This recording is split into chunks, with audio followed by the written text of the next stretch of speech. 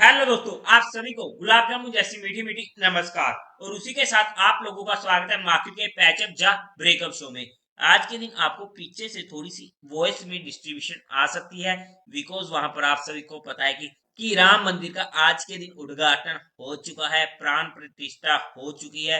तो वहां पर हर जगह पर पूरे भारतवर्ष में दिवाली की तरह माहौल बना हुआ है और पटाखे वगैरह फूट रहे हैं। तो उस वजह से हल्की फुल्की डिस्टरबेंस आ सकते हैं। और बाय द वे, आप सभी को राम मंदिर की बहुत हार्दिक हार्दिक बधाई हो। आज के दिन हम काफी कुछ चीजें डिस्कस करेंगे। एक तो हमारी मार्केट को देखेंगे और उसी के साथ साथ इस वीक ना 3 दिन मार्केट ओपन रहेगा। देखो, मंडे की तो छुट्टी हो ही चुकी थी आज के दिन की, और वहां पर ट्यूसडे, वेडनेसडे और थर्सडे को मार्केट ओपन रहेगा और फ्राइडे के दिन मार्केट बंद रहेगा, क्योंकि वहां पर 26 जनवरी होने वाली है, हमारा गणतंत्र दिवस।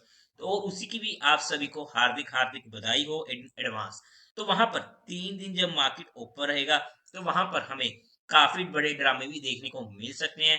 उन सभी पॉइंट्स को हम कवर करने की कोशिश करेंगे। उसी के साथ साथ एक एसएमई आईपीओ जिसकी होने वाली क्लोजिंग क्वालिटेक लैब्स की, हालांकि हमने उसका डिसीजन डिस्कस कर लिया था, क्योंकि वहां पर पहले थोड़ा सा कंफ्यूजन हो चुका था इस आईपीओ में कि कब इसकी होने वाली है लास्ट डेट। तो हमने इन एडवांस डिस्कस कर लिया था, तो वो लास्ट डेट भी इसकी चेंज हो चुकी है, जो कल के दिन होने वाली है। तो क्या रहेगा इसमें मेरा पर्सनल एंड फाइनल डिसीजन, उसे भी डिस्कस कर लेंगे। और उसी के साथ साथ हमारी मार्केट को इस वीकली बेसिस पर भी चेकआउट करने की कोशिश कर लेंगे। तो अभी से इस वीडियो को लाइक और चैनल को सब्सक्राइब कर दीजिएगा।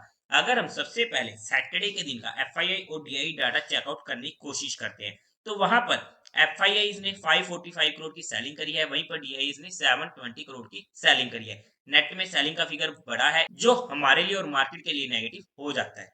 अब अगर हम आगे की बात करते हैं, सबसे पहले अगर हम क्वालिटेक लैब्स के आईपीओ को डिस्कस कर लेते हैं, तो वहां पर इस आईपीओ की रिव्यू वीडियो में जैसा कि मेरी डिस्कशन हुई थी कि मेरे माइंडसेट, देखो हर किसी का माइंडसेट, हर किसी का रिस्क फैक्टर ना अलग अलग होता है। तो वहां पर हर किसी को अपने अपने माइंडसेट और रिस्क फैक्टर के अकॉर्डिंग ही फैसला लेना होता है। मैं जहां पर अपने माइंडसेट और अपने रिस्क फैक्टर के अकॉर्डिंग अपना डिसीजन डिस्कस करने की कोशिश करता हूँ एजुकेशन पर्पज। तो ये आईपीओ मेरे ना तो माइंडसेट के अकॉर्डिंग और ना ही मेरे रिस्क फैक्टर में सही बैठ रहा है, वहां पर फिट नहीं हो रहा है, जिसकी वजह से मैं इस आईपीओ को अप्लाई नहीं करूंगा। ये था मेरा इसमें पर्सनल एंड फाइनल डिसीजन, जो सिर्फ एजुकेशन पर्पज था। और ये डिसीजन क्यों बना है वो हमने इस आईपीओ की रिव्यू वीडियो में डिस्कस भी किया है।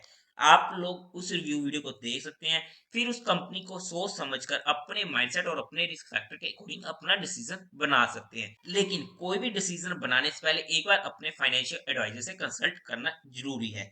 अगर हम इस आईपीओ की आज के टाइम पे जीएमपी की बात करते हैं ना, तो क्वालिटेक का आज के टाइम पर जीएमपी चल रहा है अप्रोक्स 15% का। और उसी के साथ साथ ना कल के दिन होने वाली है दो आईपीओ की लिस्टिंग। एक तो हमारा होने वाला है मैक्सपोजर का एसएमई आईपीओ, और दूसरा होने वाला है मेन लाइन का मेडी असिस्टेंट हेल्थ केयर आईपीओ। यहाँ पर मैक्सपोजर को अप्लाई किया था, नहीं मिला। मेडी असिस्ट को मैंने अप्लाई ही नहीं किया था। अगर मैं दोनों में अपनी लिस्टिंग स्ट्रेटेजी की बात करूं, अगर मैं सबसे पहले मैक्सपोजर की बात करता हूं एसएमई आईपीओ की, तो जैसा कि आप सभी को मालूम है कि आईपीओ एसएमई में जैसा मर्जी हो, अच्छा हो बुरा हो, देखो कोई भी आईपीओ अच्छा नहीं होता, कोई भी आईपीओ बुरा नहीं होता। अगर हमें प्रॉफिट दे रहा है तो वो ऑब्वियसली अच्छा होने वाला है, अगर वो हमें डिस्काउंट में खुल रहा है, लॉस दे रहा है, तो ऑब्वियसली वो बुरा होने वाला है। ये हमारी साइकोलॉजी होती है कि जैसा मर्जी आईपीओ हो, वहां पर मेरा मोटो होता था सिर्फ लिस्टिंग गेन को लेना, और मैं उसे इमीडिएट लेकर निकलने की कोशिश करता हूँ। यही मेरी होती है किसी भी एसएमई आईपीओ में लिस्टिंग स्ट्रेटेजी। उसका वहां पर वो आईपीओ डबल हो रहा है, ट्रिपल हो रहा है या आधा रह रहा है, मुझे उससे कोई फर्क नहीं पड़ता। मेरा मोटो था सिर्फ और सिर्फ लिस्टिंग गेन लेना। अगर मुझे लॉन्ग टर्म के लिए इन्वेस्टिंग परस्पेक्टिव कुछ करना होता है, तो वहां पर मैं सिर्फ और सिर्फ म्यूचुअल फंड को प्रेफर करता हूँ, क्योंकि वहां पर म्यूचुअल फंड का मतलब ही एक तरीके से इन्वेस्टिंग आ जाता है। और वहां पर लॉन्ग टर्म में म्यूचुअल फंड से बेटर सेफ ऑप्शन मेरे पास कोई भी नहीं होता है, जहां पर मेरा रिस्क फैक्टर काफी ज्यादा कम हो जाता है। और जब हम इसको अच्छा टाइम देते हैं, तो वहां पर इतने जबरदस्त रिटर्न हमें मिलेंगे कि जिसके बारे में हम स्टॉक मार्केट को बीट करके ले पाए, वो काफी ज्यादा डिफिकल्ट हो जाता है। एटलीस्ट काफी 100 में से 2-3 लोग ही ऐसे होंगे जो म्यूचुअल फंड के रिटर्न्स को बीट कर पाएंगे। किसी स्पेसिफिक पीरियड के लिए नहीं बोल रहा हूँ मैं, वहां पर ऑन एन एवरेज बोल रहा हूँ लॉन्ग टर्म की। अगर आप अपना 10 साल का रिकॉर्ड और उसी के साथ साथ म्यूचुअल फंड का 10 साल का रिकॉर्ड लेके देखोगे, तो वहां पर आपको अच्छा खासा फर्क मिल जाएगा। But being a mutual fund distributor, अगर आप लोग चाहते हो कि म्यूचुअल फंड में मैं आपकी पैसे को मैनेज करने में आपकी हेल्प करूं, being on your risk factor, being on your goals, being on your needs, तो आपको डिस्क्रिप्शन में मेरा नंबर मिल जाएगा, आप मुझसे कांटेक्ट कर सकते हैं, आपकी क्वेरी को जल्दी से जल्दी सोल्व कर दिया जाएगा। बट ऐसा मैं क्यों करता हूँ एसएमई आईपीओ में, उसके भी रीजन है, क्योंकि हमें जनरली एसएमई आईपीओ में सर्किट देखने को मिल जाते हैं, या तो अपर सर्किट लग जाता है या लग जाता है लोअर सर्किट। अब कौन सा सर्किट लगना है भाई नहीं पता, किसी को भी नहीं पता, वो सिर्फ मार्केट को मालूम है। क्या लगना कंफर्म है? कोई कंफर्म भी नहीं है, बट चांसेस काफी ज्यादा होते हैं कि हमें एसएमई आईक्यू में सर्किट देखने को मिल जाते हैं। अपर सर्किट में हमें कोई दिक्कत नहीं आती, हमें मजे ही मजे आते हैं। और अगर हम एग्जिट कर जाते हैं और वहां पर अपर सर्किट लगता है तो हमें दुख भी होता है, इस पॉइंट को भी हमें समझना पड़ेगा।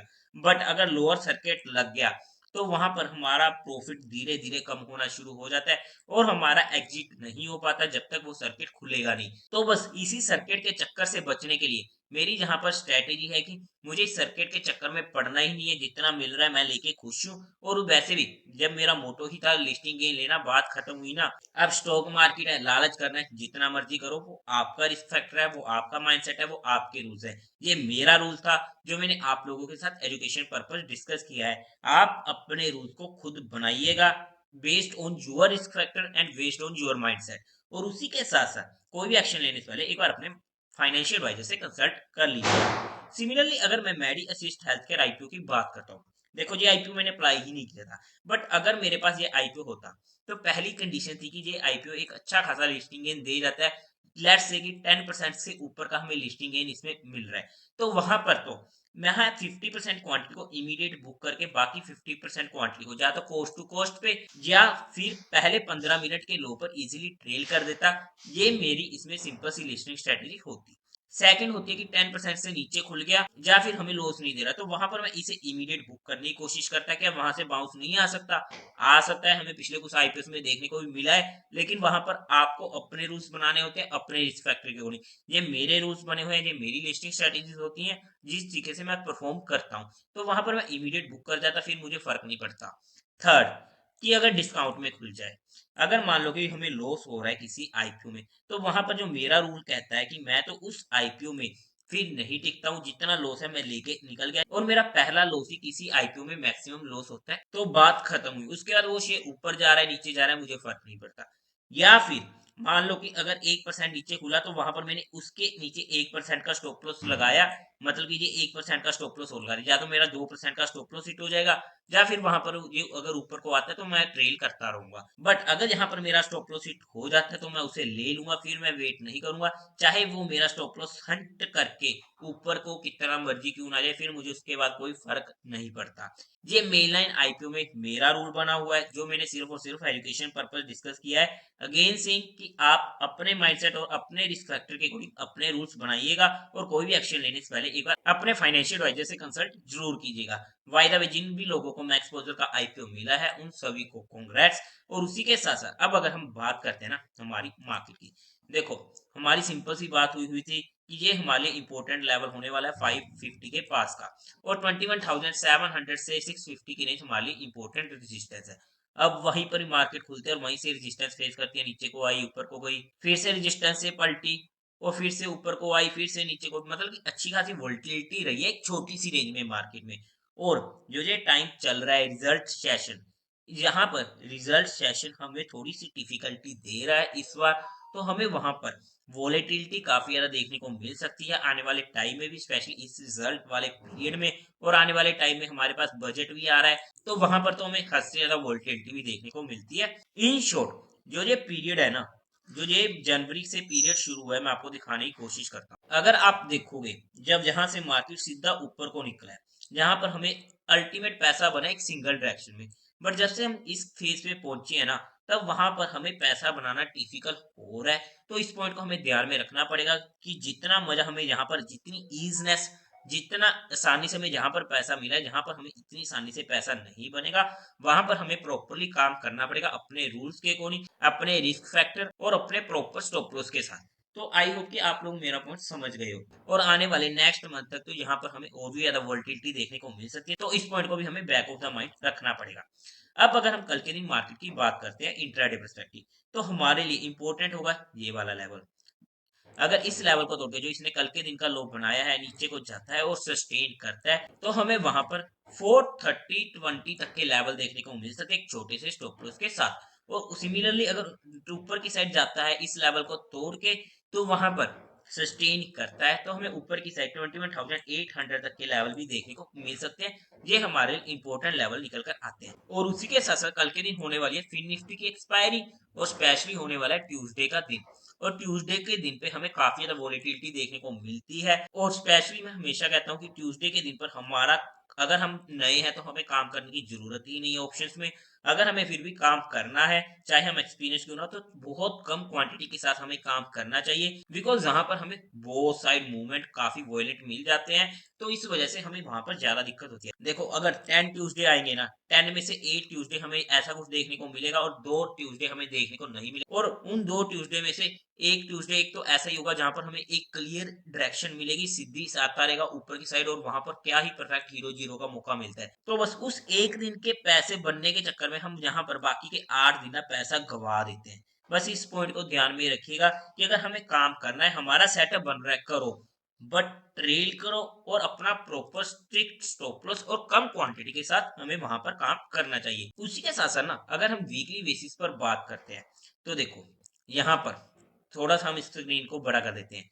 इमीडिएट अगर मैं कुछ चीजें डिस्कस करने की कोशिश करूं जो ये वाली कैंडल बनी है ये वाली कैंडल इस कैंडल का जो हाई है ये ना हायर वीक बनी है।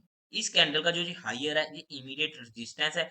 जब तक मार्केट इसको ऊपर तोड़कर सस्टेन नहीं करता तब तक के लिए हमें ऊपर की साइड कंफर्मेशन नहीं मिलेगी। कहना के मतलब अगर इस लेवल को ऊपर जाता है तोड़ता है निकलता है तो हमें वहां पर ऊपर की साइड 400-500 पॉइंट की इमीडिएट मूव मिल सकती है। तो हमें यहाँ पर हो सकता है ये छोटी सी रेंज छोड़नी पड़ जाए बट कंफर्मेशन हमें इस लेवल के ऊपर मिलेगी। और अगर इस लेवल को तोड़ के जाता है तो हम सोचते हैं कि हमें यहाँ पर रजिस्टेंस मिलेगा बट इसको भी इमीडिएट तोड़ जाएगा। चांसेस काफी ज्यादा होते हैं प्राइस वॉल्यूम एक्शन को हम स्टडी करने की कोशिश करें। सिमिलरली लोअर साइड की बात करूं इमीडिएट सपोर्ट तो हमें ये वाली मिलेगी जो यहाँ पर इन दो कैंडलों का लो और हाई है ना बस इस पर ध्यान रखिएगा। अगर इसको तोड़ के नीचे जाता है हमारा ध्यान रहेगा टूटने पर किस साइड जाता है किस साइड तोड़ता है। अगर इसको तोड़कर नीचे जाता है क्योंकि शॉर्ट वीक है और वहां पर काफी ज्यादा हाई चांसेस होंगे कि दोनों में से किसी ना किसी साइड को तोड़ जाए। ज्यादा चांसेस है कि नीचे की साइड को तोड़ के जाएगा एज पर प्रोबेबिलिटी की हम बात करते हैं। तो वहां पर हमारे पास इमीडिएट जो सपोर्ट है देखो 50 की मूविंग एवरेज आती है 21,050 की। बट जहां पर लोग बाइंग करने की सोचेंगे बट वहां पर एक बार उनका स्टॉप लॉस हंट कराने की सोचेगी मार्केट। क्योंकि हमें मार्केट को भी स्टडी करना होता है साइकोलॉजी बेसिस पर कि मार्केट कहेगी नहीं नहीं मैं तो इनका स्टॉप लॉस हंट करूंगी फिर ऊपर को जाऊंगी। तो एक बार के लिए यहाँ से तोड़ती है और नीचे को जा सकती है और वो कहां तक जा सकती है 20,800 से 900 की रेंज तक। अगर मार्केट यहाँ तक आती है तो ये हमारे लिए इमीडिएट एक बाउंस बैक का एरिया हो जाएगा जहां से हमें ऊपर की साइड फिर से 300 से 400 पॉइंट की मूव मिल सकती है। तो वहां पर हमारा ध्यान रहेगा। बट एक इंपॉर्टेंट पॉइंट अगर मार्केट इस लेवल को तोड़ती है ना जो हमारा रिसेंटली लो बना है ये वाला 21,360 के पास का तो वहां पर जैसे इस लेवल को टूटता है और नीचे की साइड हमें मोमेंटम मिलता है तो हमारे पास सबसे परफेक्ट एरिया आ जाता है मिड कैप निफ्टी को शॉर्ट करने का। वहां पर हमें अच्छा खासा पैसा बन सकता है। ये पॉइंट मैंने इसलिए डिस्कस किया है क्योंकि वहां पर जब भी मार्केट ऐसे तोड़ती है तो सबसे ज्यादा जो पेन होगा मिड कैप और स्मॉल कैप में होगा। अब स्मॉल कैप में तो हम शॉर्टिंग कर नहीं सकते इंडेक्स में ऑप्शंस में तो वहां पर मिड कैप हमारे पास एक अच्छा मौका मिल सकता है तो वहां पर हमारा ध्यान रह सकता है। बट मिड कैप में वोल्टिलिटी काफी ज्यादा रहती है तो हमारा स्टॉप लॉस बहुत ज्यादा छोटा और स्ट्रिक्ट स्टॉप लॉस होना क्योंकि मार्केट एट लास्ट में अपनी चलाती है। मार्केट चाहे तो इमीडिएटली जहां से क्या बाउंस नहीं कर सकती। तो ऐसे में अगर मार्केट हमारे ऑपोजिट जाने की कोशिश करेगी तो हमारा स्टॉप लॉस हमें बचा जाएगा एक छोटे से लॉस के साथ वरना हमें वहां पर काफी बड़ा नुकसान भी हो सकता है।